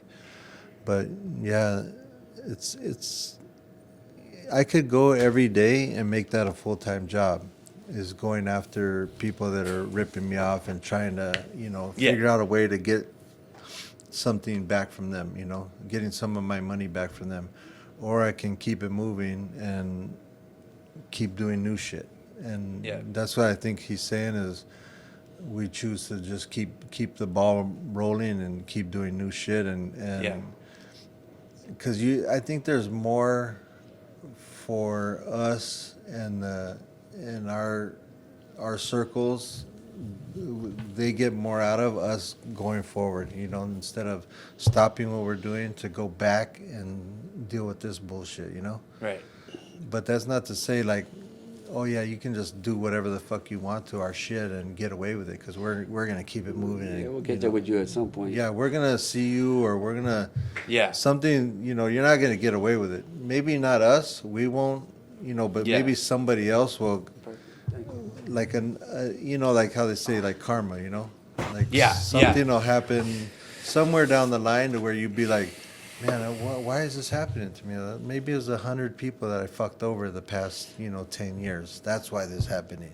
Also keep in mind, though, I think people forget this, and if anybody out there is listening, like, there's enough money for everybody on the table to eat. You know, there's no point in trying to knock. You don't have to steal people. You don't got to knock shit out with somebody else's plate. Like, there's enough money out here for everybody. So everybody gets yours. You know. Yeah. Don't worry about what the next man is doing. I just keep mine. I'm like a horse with blinders on at this point, because if I gave energy to all that shit, you know, it wastes my whole damn day. You get stuck. You know? Yeah, you get stuck. So. Yeah, you guys have both made. Do you view yourself almost as like a? Because you're obviously a documentarian, you're a photographer, but do you also view yourself in that light as sort of a documentarian as well? Because, and I can argue why, but you... No, I mean, it's just, I think Born and Raised is like, I'm documenting what's going on around me constantly. You know, that's why it's real. That's why it keeps spinning. You know, seriously, it would have stopped. It would have stopped a long time ago if it didn't. You know, but I think I'm more of a storyteller, honestly. You know, because I'm telling stories I'm speaking up for a large group of people, but I'm telling stories from before. I'm telling stories about my life, and I'm telling stories about Los Angeles from my perspective, which is, you know, different than most. When did you get to a stage in Born and Raised where you've now been able to do partnerships with the Dodgers, with Lakers, Dodgers, Lakers, Rams? Am I missing the Kings? Or I mean, we still got stuff in the works, but yeah, I don't know. I think that, like you said, authenticity is key, right? So I think a lot of these people, a lot of these, organizations saw that what we were preaching was authentic and it was real, and they were like, oh, okay, cool, let's do it together. yeah, because I don't think there's any other LA brands that have had every LA real that people. Dodgers are they represent LA to so many people. That is the emblem of Los Angeles. I don't know if there's any brand that really has gotten that opportunity. Well, I think that things are changing rapidly, and streetwear has become much more of a mainstream thing at this point. Like everybody consumes it. Supreme just got valued at what, $2 billion. So it's just it's around. I think that we kind of cracked the door open. So I think a lot of it's going to happen. Do you see it going that direction? Like it's just going to keep? Yeah, I think streetwear has become like a more of a part of the bigger conversation always at this point. TV shows, sports games, everything. It's always brought up. But the one thing is like. Yeah. With all these teams and all these we've been my great grandma was a Lakers fan, like a diehard Lakers fan, Dodgers too. So the way we tell our story is always going to be different than everybody else's. So I'm not tripping. So like with Virgil, obviously going from starting something and then you have basically like we're talking about getting acquired almost, like because you're talking about Supreme, it's worth $2 billion. Mm-hmm. He's a corporation. He got acquired by LVMH, and like. Would you ever do something like that if somebody offered you $10 million to go creative direct? Yeah, of course. Why wouldn't I? Because you can bring the real stuff to that. My whole right? shit's been like a Robin Hood thing this whole time, right? Like even when I work with the Rams, like let's work with the Rams, but why don't we make a large part of that charity base and let's give back to the people from Inglewood, So like if I'm able to get a CD job somewhere for $10 million, I'm gonna do the same. Because I take, like Nipsey shit, like without even thinking about it, like I take that and I put it back, I invest it back into the community. Yeah. Myself, my family, my friends, I'm trying to share it with everyone. So I don't view it as selling out or whatever you want to call it. And also like if selling out is taking care of your family, because I got a lot of mouths to feed, for real. I got 3 kids. I have I have a lot going on. So if selling out is taking care of your family, then y'all got it backwards. Right. What was it like working with Netflix and doing that process, and how did you guys? I didn't work with them at all. I just you did it all on your own? No. Oh, sorry. We had you have a production company. Like I never talked to Netflix once during the whole thing. Okay. Yeah. I had a producer, and he was the one who was dealing with them on every level, and. I never really, I don't think I ever talked to one Netflix person ever. So it was like back then, so people like, they're like, hey, you should do this. You should do another documentary and have it put it out on Netflix. And I'm like, it's not that easy, like I didn't even talk to Netflix, but the people that were working in our production company, they got it signed to Netflix. And then it got put on Netflix. It was supposed to only come out in Latin America, Netflix. No way. But then it was shown to like the headquarters up here, and then they liked it, and they were like, but if you look it up, it's LA Originals is a film out of Argentina. So it's not like I came, I'm in LA and I had to hook up with the homies over here, or these people that I knew for through living in LA, and they hooked me up with a deal. Like I had to go out of town to get my deal, all the way down to Argentina. So that guy had pull in Netflix, so he was able to bring it to the Netflix that he works with in Argentina, and then they were able to bring it up here. So, as far as, and that was like a one-time deal. So it's like every new project I have to pitch to every network again. Yeah. So it's like you can get success out of one project, and like as good as that project is, you still have to go and start at the bottom for the next projects that you want to come out and do. Sure, of course. So you have to start out just like the last one. You have to start out with a pitch deck and a mood board and all that, Yeah. to go and pitch the work and sell yourself to the next company that's going to pick up that project, because they're like, okay, cool, you did that, but you still got to go through the procedures and jump through the hoops and all that if you want to get this one signed or something like that. So it's a constant challenge, and it's always like, the way it gets easier is because you had the experience from the last one. Yeah. And whatever that one did, that sets the pace for the next one, Yeah. So people are like, okay, cool, he did that project and that was a success. We'll have a meeting with him and we'll respect him a little bit more because of what he did with that last one. Yeah, But it's a heavy documentary. it's always you're starting at the bottom again. You're starting like, hey, I want to do this project with these people. Okay, cool. Put the pitch deck together, and you can come in and pitch to all these different networks, and you're writing it. You're right there. You're right back to it. Whereas you think like somebody would be like, the guy had the #1 documentary on Netflix. He had the #4, movie on all of Netflix. Let's just go give him a couple $1 million to do whatever the fuck he wants, because he's gonna do some dope shit. Right. And then it doesn't work like that, and a lot of people think it does. But everybody that's in the industry, they know that how hard it is. It only took us, I want to say, people are like, hey, how long did it take you to do that movie? And I was like, well, there's 25 years worth of footage, but we started shopping it in the early 2000s. So it only took, about 15, 17 years to do it. That's crazy. About 15 years. Did you think there was a moment in like, in this cultural, moment right now that allowed the window to be open, or what do you think changed?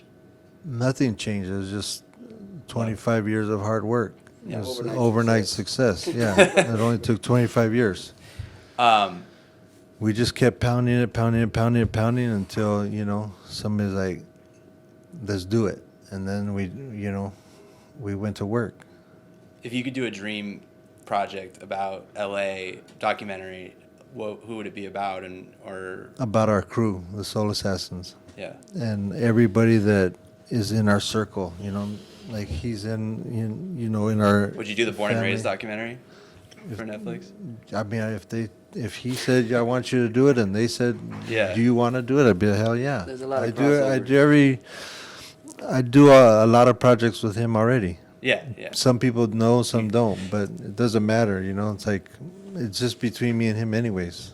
You've shot a lot of Born and Raised content, and as you're saying, you guys have known each other since day one. What are some projects that you guys have worked on? And If I'm gonna do some LA shit, I'm not gonna use some photographer that's not a part of it.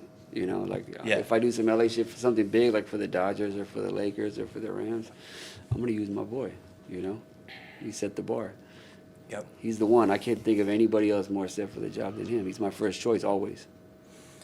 And when you're looking at like how you've actually carved that niche, is it because you have been so authentic, or why do you feel like people are always reaching? I mean, obviously your photos are amazing. I show up to photo shoots that people don't know me, know nothing about me, and they shit on me, but it's like, because they're like famous, like but Name names. No, I'm just no, I can't do that. But I mean, like, I still to this day go to photo shoots and people treat me like I'm like a paparazzi off the street, and I'm like, in my head, I'm like, motherfucker, don't you know who I think I am? Right. Like I'm coming at them like, what, this motherfucker disrespect me? But I gotta, like he said, just like the people out here, you don't know what those people are going through in their life or what they have gone through. Yeah. So you can't just go in there and think like, I can't go into everywhere and think like, well, everybody's seen my movie because it was big on Netflix, or everybody knows who I've shot or what my pictures are like. And not everybody has to like my pictures, like I don't really do them for that. So when I go into a job and somebody doesn't know me or whatever, I just have to be like, hey fool, like not everybody knows you. Who gives a fuck? Like you probably don't have know all their songs either, or you probably don't have all their albums fucking downloaded on your phone. So why are you tripping? That's Yeah. what I tell myself. Yeah. Like, because at first you're like, man, this fool's like not, he's not really cooperating, so I could take a good picture of him, but maybe he don't feel like having his picture taken today. I don't feel like having my picture taken a lot of days, so I can't imagine what it's like for that person to where everybody's like pulling on their fucking shirt. Hey, come over here and take a picture. Hey, come over here and take a picture. Like, maybe that person just wasn't feeling it that day. And I have to think about all that shit in my head. Like, hey, man, not everybody's going to know what your movie was or who you've shot or give a fuck about any of that anyways. But you came here to do a job, and don't get butt hurt or all in your feelings, emo primo, because they don't know who you are or whatever. So just suck it up, take the good fucking picture. That's what you came here for, and get the fuck out of here. That's the shit I go through in my head. When you shoot a photo of like, Danny Trejo, or you shoot a photo of 50 Cent, or you shoot a photo of the game, and you take that photo, do you go walk away and you're like, that's going to be an iconic photo that people are going to see, that's going to be the third Google image result of this guy No way. forever? Yeah, no, I don't think like that until I see it. Yeah. Then I'm like, hey, that's pretty cool that my photo's like the number 3 when you Google search them, Yeah, yeah. But I never walk away just going, fuck, man, I just had the best shoot with Danny Trejo today, Right. I walk away thinking like, I hope I got a good photo of him. Yeah. Like like Erica Badu sings a song and she goes, I'm an artist, I'm sensitive about my shit. Yeah. Like with artists, like the ones that I know, they really like that. They're always like, I'm always thinking like I could have done better. Right. I'm never satisfied with what I do until I see it finished and I see like the response and the reaction that it's getting. Like, because I like to create emotion with my art. Right. I see a million pictures that have no feeling behind them. Like, I just could walk by them, I don't feel nothing. I'm like, that's cool. It's a nice car or a pretty woman or cool looking setup or whatever, but that's all right. But if you can create some type of emotion with your art, then I think that's when you feel like you got your job done. And I think that's what's interesting to me, and I think maybe to a lot of people, definitely to a lot of people, but your body of work is very diverse. A large part of your body of work is shooting people. I don't know what the proper term is, but like real people on the streets, unhoused people. You have a very interesting portrait style. How do you identify, like, this is the guy that I'm going to take a crazy photo on, and that's going to become, how did you find that, like, well, I know he was your friend, but the guy with the eye tattoos. Yeah. Yeah. Is he still around? Sorry. Yeah. He came over yesterday. I met him at a wedding. Okay. And it was like at that time it was like like a gangster wedding, so he was there. So obviously everybody that was there was a friend of a friend or something like that, So I seen him, I was like, hey, you got a cool look, Yeah. And I just told him, hey, would you want to do some photos? At that time I have my clothing brand Joker. Yeah. So I needed some new photos for it. And I was like, hey, man, would you be down to do some photos for my T-shirt line, Joker brand? And he's like, yeah, what is it? He didn't know about it. So I was like, here's some of the shirts. And he's like, yeah, let's hook up and meet up. And we went and did some photos right there by the LA River. And after that, just we're friends ever since and still are, Like I help him out in a, like he called me from prison last time, and he's like, hey man, I don't know, I'm burnt out on this shit, I don't want to be sitting in these fucking cells no more. I go, well, stop fucking up, homie. He goes, well, what do you mean? And I go, well, I don't know if you see it, but every time I see it, when you fuck up,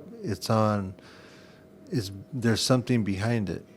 And I go, and I think it's every time you start drinking, because when people drink, they get the like, I don't give a fuck attitude. Yeah. They Been there, get yep. that about themselves, Yeah, yeah. Like I've done it 1,000 times, I've done Right. some dumbass shit drunk, or high or whatever. Yeah. Because you don't give a fuck. So it's like, I don't care. Like, I'm going to do whatever the fuck I feel like doing, and there's consequences to those choices. Yeah. And those consequences end you up in places that you don't want to be in, because that's what happens to you when you do shit like that. Yeah.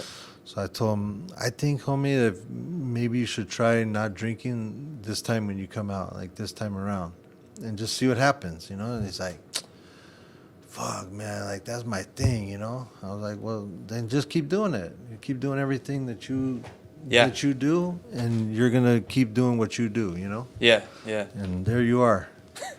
So he was like, I'm gonna try, homie. I'm gonna give it a shot. He hasn't drank in 3 years. Oh wow. So he's like in the program. No. Oh no, just sober. Yeah, he just hasn't drank in 3 years. Yeah. And guess what? He He's hasn't been to prison in 3 years. Do you guys have a lot of homies who've gotten sober? Yeah. Yeah. Yeah, my one homie that's in the movie, Levke, Big Yeah. Lep, he was a Skid Row regular. Okay. And we used to have our office right here, and he'd come Wanna ask here, about get that. high, Yeah. go there, and, be like, hey, what's up, homie? Can I get a few bucks, or, can we go get something to eat, Yeah. Because if I'm not doing nothing and somebody wants to go get something to eat, I'm like, yeah, let's go.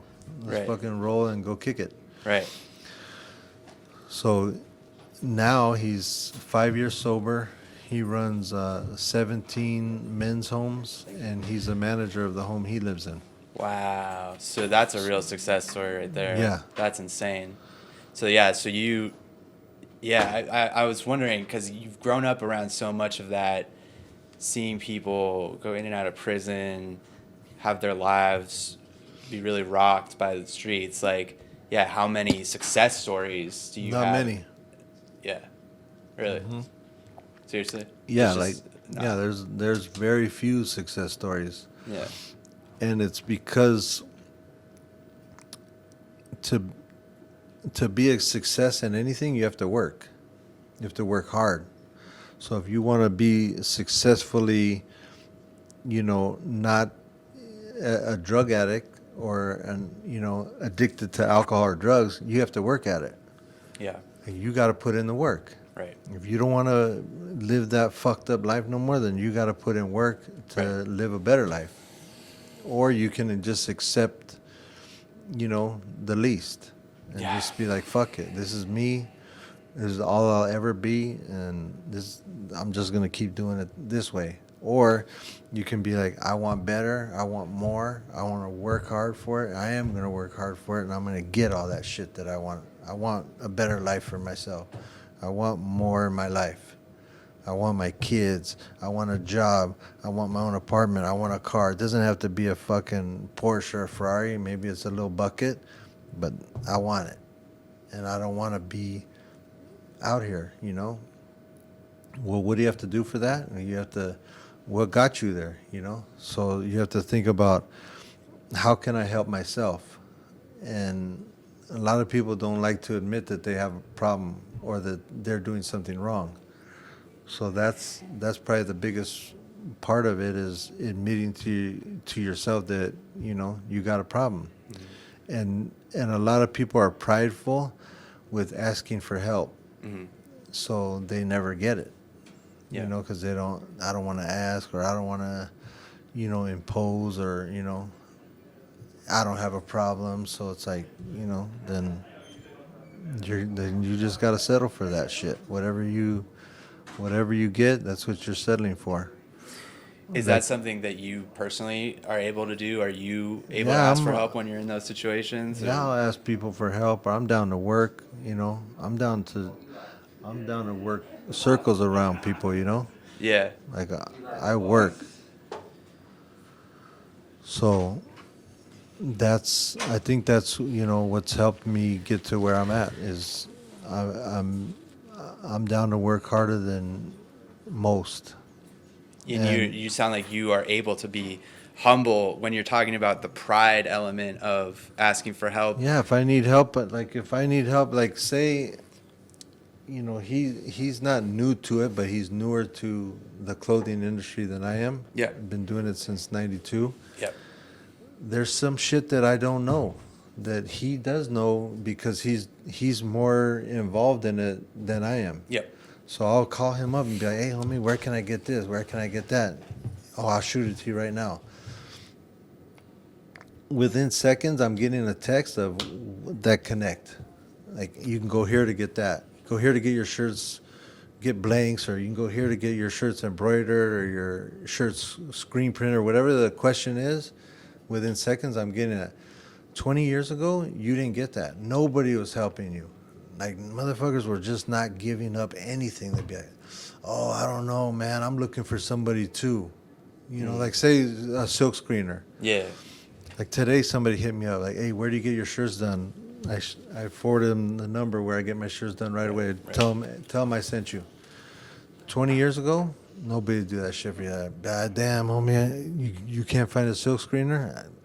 Fuck, man, I'm looking for one too. I don't know. I'm like, damn, these motherfuckers lying. They're lying. Sure. But, like I said, like I don't know it all, and I'm always down to learn. You know how they say you can't teach an old dog new tricks? Well, maybe the old dog ain't willing to learn new tricks. And I'm one that's willing to learn, Like, I learn new shit every day. Yeah. Every day I learn something. And I love it, Like, that's one of the things, like, damn, man, I just learned this today. I learned that today. Like, I'm fucking pumped up. That's such an important message. I just want you to know, like, that is what is so, like, that's the dynamic that probably is the difference maker between somebody growing up and not having the drive to pivot into success. It sounds like it's pride and it's being a learner. And that's what I'm hearing and I'm learning too from just this conversation is you're saying, I always learn something. I'm an old dog who wants to, you're humble, you're willing to have an open mind. If somebody doesn't know who you are, I'm just going to keep, you know what I mean? And so, yeah, I mean, it's a really powerful lesson, especially tying it back to mental health too. It's like, yeah, man, like if you need help, reaching out for help when you need it. Like that's how you get out of your circumstances, your situation. It's how you get off the street. We were just talking about it while you're in the restroom, but like, do you feel like pride and an ability, because we were talking about asking for help when you need help and how that's allowed him to grow and learn and get elevated. Is that a skill that you've taken, and is that what you see with the people who in your circle didn't make it? And one of the smartest things I ever learned was how much I didn't know. Seriously. No, I feel, yeah. Yeah, like I realized after being in it for a while, I was like, fuck, I got a lot to learn, and I'm not afraid to ask for help ever, I mean, being a creative too is not easy, man. Like, I've been doing this for 10 years. Like, if your work can get stagnant just like that, like you said, they just go away. So you have to constantly keep up with what's going on, Yeah. So no, I'm not afraid to ask for anything. And then, like, back to what he said also, it's like it's fight or flight, or it's like sink or swim, right? Like, we don't really have the luxury, so, like, we're going to figure out how to make it, regardless. Yeah. Like, regardless. Like, So it's survivalist too. It's not even just like... Yeah, there was a lot of faking it till you make it, for us in the beginning. Like, Yeah. people would say, "Hey, can you do this or can you do that?" And right away I would say, "Yeah." Like, "Can you do this? Can you do that?" "Yeah, I could do it." And I'd be like, "Fuck, I committed myself to this shit. Now I need to go learn how to figure it out because I want that opportunity." Yeah. So I would go and find out, like, "Hey, how do I do this? How do I do that?" And I would ask people and I would figure it out. And then maybe if it was like a job, I would hire somebody that knew also that could help me with it. Yeah. Yeah. So that I wouldn't have to, one, look like an idiot, like I didn't know, or two, turn down the opportunity. You know, I was like, I need to do that. That is, yeah, that's such a powerful lesson. It's great for this conversation too, because when we're talking about being a recovery program in a sense, like the difference between having life on the streets, growing up in LA, growing up in circumstances that you guys come from, it sounds like you have always said, I'm going to work hard to get out of this situation. Do you agree? Is that, Yeah. is it just being, I know you worked as a bouncer and had a day job. Am I wrong? Yeah, no, I did construction during the day, like 10, 12-hour day, and then I'd go work at a club for 6 hours with all the drunk, you know, fucking dummies that thought they were somebody, you know, or acting, you know, like, hey, because I worked in the Hollywood club, so it was a whole different thing than any other club you go to. Most clubs in most cities you go to, there's not the entitlement and the privilege like here, you know, like everybody thinks that they should be on the guest list and that any rules don't apply to them. It's like, hey, I'm here with 10 people. Nobody knows I was coming, but I'm on the guest list. And you're like, you're not on this guest list, you know? Like, yeah, I know so-and-so or so-and-so. I know them. I'll call them right now. Okay, cool. Take your 10 people right over there and call them and let them tell me. But I got 100 more people that want to get in the club. So it's like that kind of shit all night long. And then I have to go to bed like 2:30 in the morning, get up at 7 and go do construction. Where were you living? In Hollywood. Oh, you were living in Hollywood. Where'd you grow up? I had an apartment on the west side all over. But where were you born in LA? Santa Monica. You were born in Santa Monica? Yeah, St. John's. You go to Samo? I I was born in St. John's, bro. Yeah, there you go. Yeah. But I went to Samo and then I went over to Olympic. Okay. And then I got in a little trouble and my mom moved me to San Diego with my dad's side of the family. Okay. My last quarter semester. So I graduated, you know, over there. I had no friends. They're like, hated everybody from LA over there. They're like, fuck that dude, he's from LA. Right. The only ones that were cool to me were the girls, so. It's funny how everybody really from LA is the LA guy to everybody else when they're in a different place. Yeah. They even call you LA. Yeah. Hey, LA. And you're like, you know right away, you know, like, come over here, and you know, like every time you, like, even if they'll call you like the city, you know, whatever. Yeah. What, Spanto, I want to tie you into that. When did you get your first, like, because it sounds like this was how you got introduced to Hollywood and like how the entertainment industry worked. How did you get your first insight into that? Into Hollywood? Mm-hmm. I think I was kind of lucky because I always hung out with people older than myself, you know. You remember when like Jackson and them used to work the door at LAX or like Las Palmas and LAX and all that stuff? Yeah, all those guys worked like under me when I first was working the door. And then I went on tour, and then they were the new door guys. So you were the one who made it out of the crew. Did you guys always have like a guy who like made it that was the example, or? Yeah, I think, you know, like for me, I probably got into it because I used to fake my ID.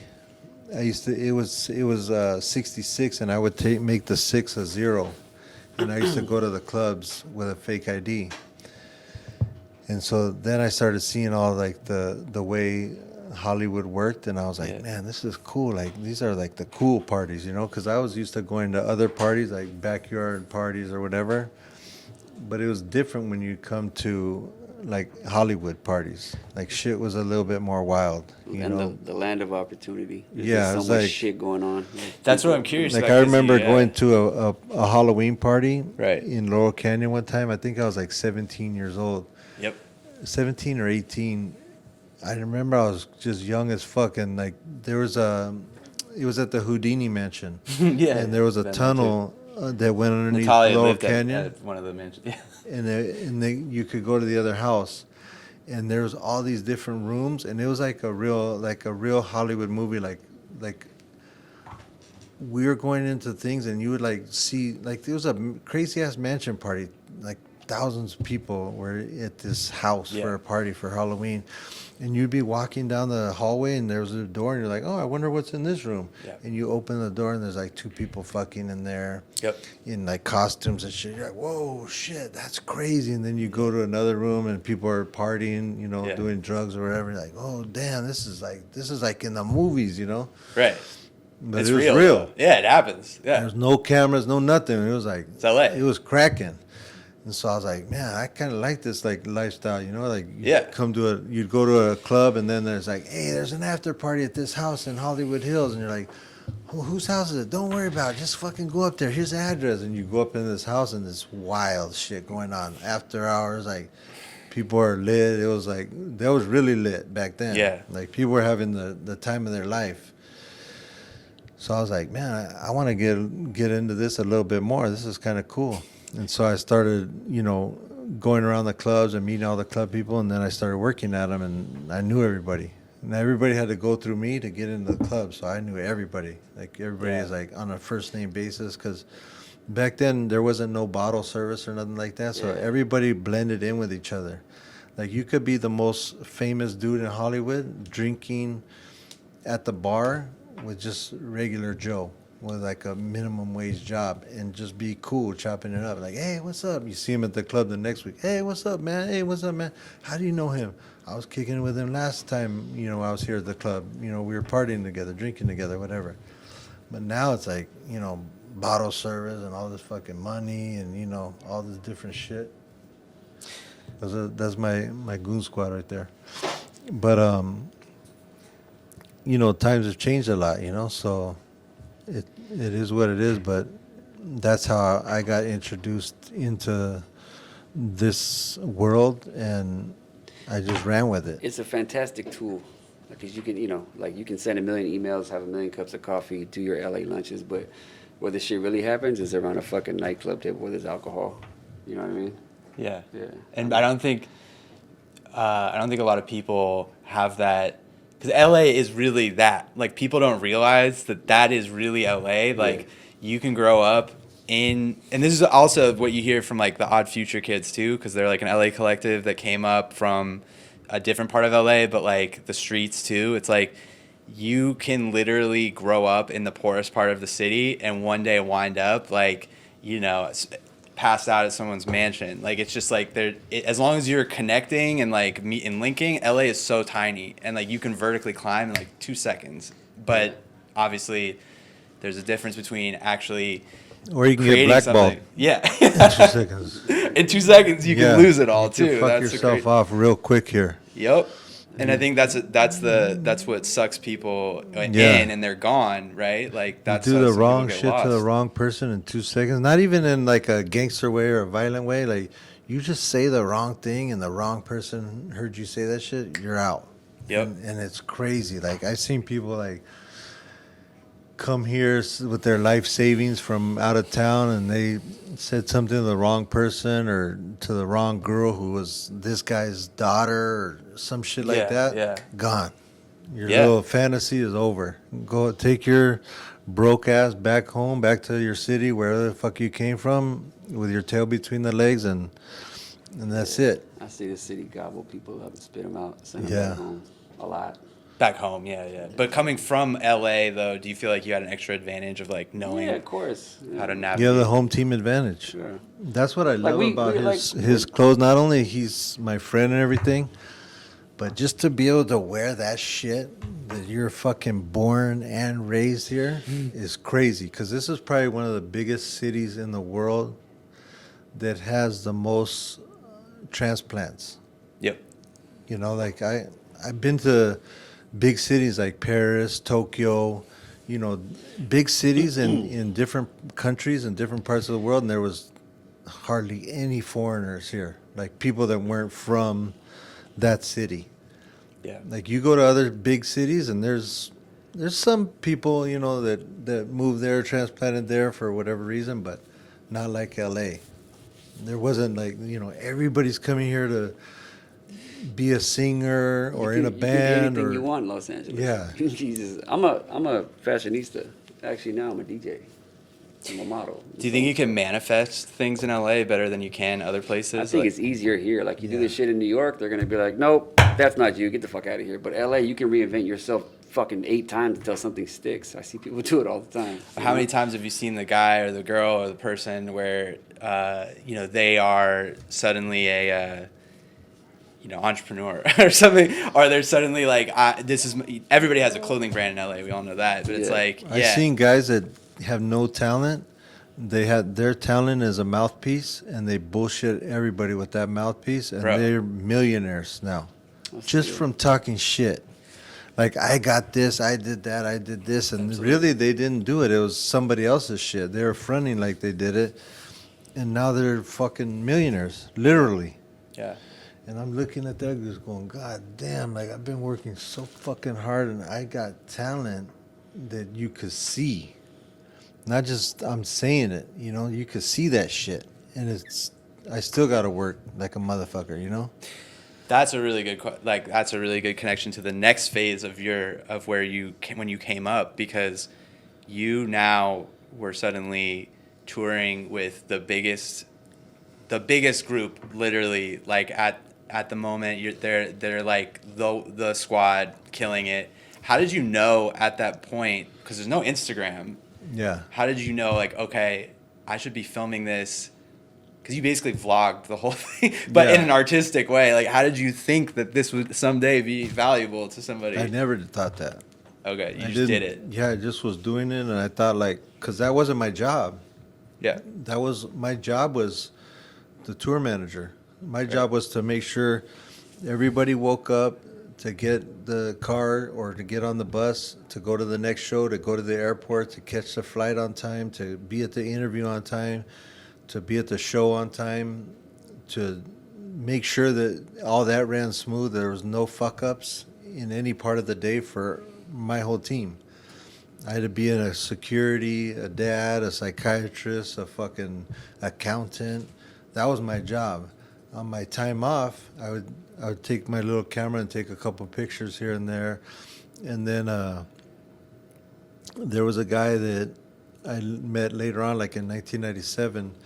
His name was Martin. He gave me a Super 8mm camera.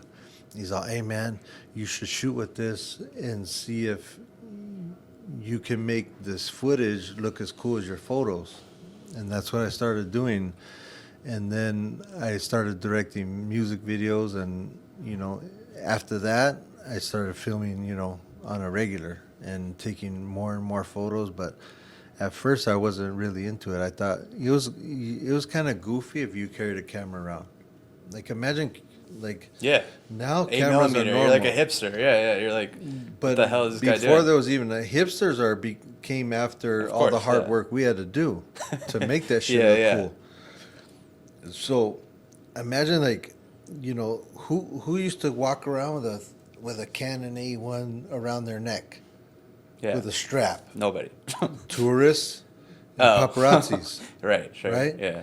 So do you want to, is that the look you're going for? You want to be all cool with a fucking 3X shirt, all iron and creased up, and your fucking 50 Levi's all creased up, and some brand new Cortez shoes, and you're rolling around with a camera with a strap? That looks lame, Yeah. So I didn't really bust out the camera on a regular basis, and except for around people that I felt comfortable with. Okay. Which was the homies that I would tour with, or the homies that I was lowriding with in my car club. And we'd go to shows, and I'd see somebody that I thought, looked cool. I'd be, hey, homie, can I get a flick? Yeah, go for it. But that being said, like, photography wasn't the cool thing to do back then, especially in the circles that I was in. So it was hard for me to make it to where I felt comfortable, and then to make it cool with my people. What was it also like? There was a day when you could not see the photo that you took for days and months.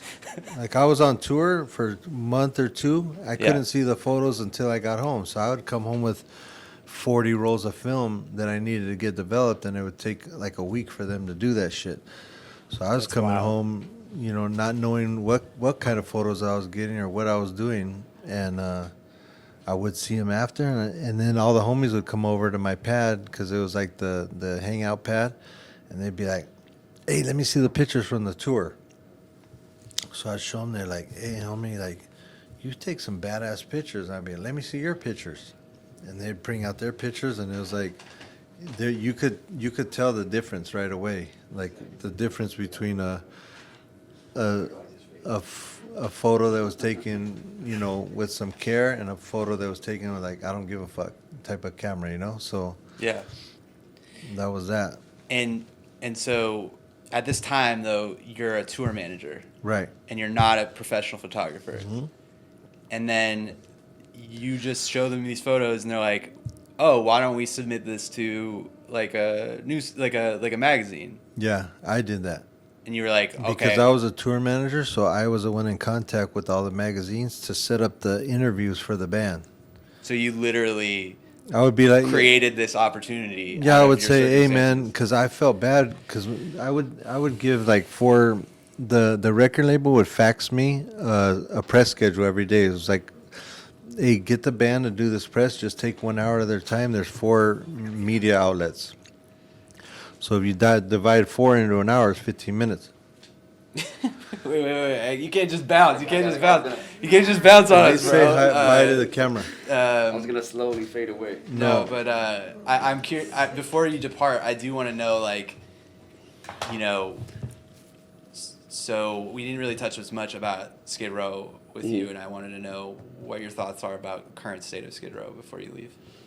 I don't really have an answer for that, like. Or homelessness in general, just around the city. Like, have you seen it grow? Yeah, the last, I think particularly in the last 4 years, it's gotten pretty crazy, The past year has gotten stupid crazy. Obviously because of Yeah. COVID and stuff, but even pre-COVID, I Fuck. feel like the last 4 years have gotten kind of crazy. And I don't like, my dad was homeless, like I have lots of family members that are homeless. Like I have lots of mentally ill family members. Yeah. I told you, I feel like sometimes I'm almost homeless, Sure. So I like, Yep. whatever we can do to help. I don't know what the right answer is because it's so complicated for each individual Yeah. of what they need in terms of help and assistance. Some people want it, some people don't. Some people are just. It's such a tricky, sticky situation. So I just think we all just have to be compassionate. The other just thing help as is much as we too. can. Yeah, the other thing is too is like when there's no way to keep somebody in a facility because they're an adult. They can just walk out and leave at any time. So like, how do you help somebody that you can't hold them long enough to help them? Like I've tried to help people in my family that had drug Yeah. addictions and stuff. Yeah. I'll take them to the recovery place, or what what do they call them? I can't even Rehab fucking think or- of it. Yeah, yeah. I take them to the rehab. Yeah. And they'd be like, "Okay, see you later. Thank you, man. Thank you for bringing me here. Everything's going to change. I love you. Don't worry. I'm good. I'm in the right place now." I'd be like, "Okay, fuck." Go get in my car, and I'm like, "Whew, man, I feel so much better. My loved one's going to get help, and this is great, man. Fuck, now I don't have to worry about that no more." I go home. 2 days later, I'm like, "I wonder how they're doing." And I call them, like, "Oh, we can't tell you because of HIPAA or whatever." I go, "Man, I just put down money and gave you money. I just want to know if my family member is there or not. Like, you don't have to tell me all the drama with the HIPAA and all that shit." And they go, "Well, you didn't hear it from us, but they're not here.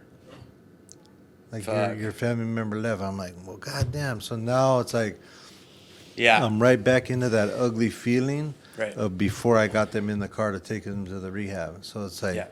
like he's saying, there's a lot of people that don't want help, or they don't know how to get help.